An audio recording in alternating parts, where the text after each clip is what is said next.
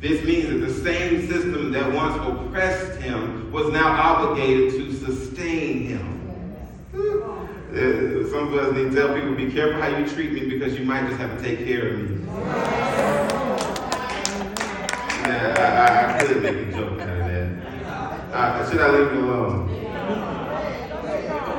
I'll leave it alone. I don't feel like women being mad at me today. Okay.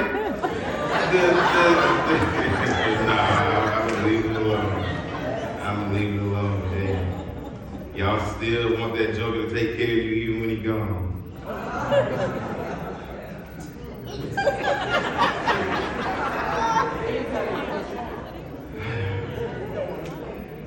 Listen, God took him from struggle to surplus. Ain't nothing wrong with that if you do it, cool. Some of y'all looking at me side-eye. Ain't nothing wrong with that. From captivity to continuous provision. God doesn't just give one-time miracles, he gives daily mercy. Some people feel like God only does big blessings every now and then. But this verse proves that he is a daily provider. Stop. When somebody asks you how you're doing, or when was the last time you got blessed, you keep trying to think of that big thing that happened in your life. You know a big thing that happened this morning was he woke me up. That's a big thing that happened this morning. You know a big thing that happened this morning? Somebody brought me some food to eat.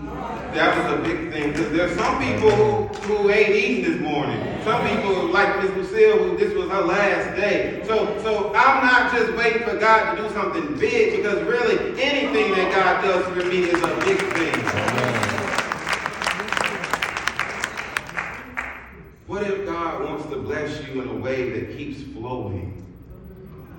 What used to lock you down will now lift you up. New clothes equal new identity, so stop wearing old labels. You don't need to look like where you've been. A seat at the table equals a new position. Stop thinking like a prisoner because God has given you a new seat. A daily allowance equals new provision. Stop fearing lack because God's got you covered for the rest of your life. Amen. We really, y'all, shouldn't worry about no money. God has got you covered. Now, that don't mean you're going to live where you want to live, how you want to live, but I promise he's going to take care of you. Your burial is a prelude to your breakthrough. Some of us, when we see someone trying to bury us, you ought to start smiling.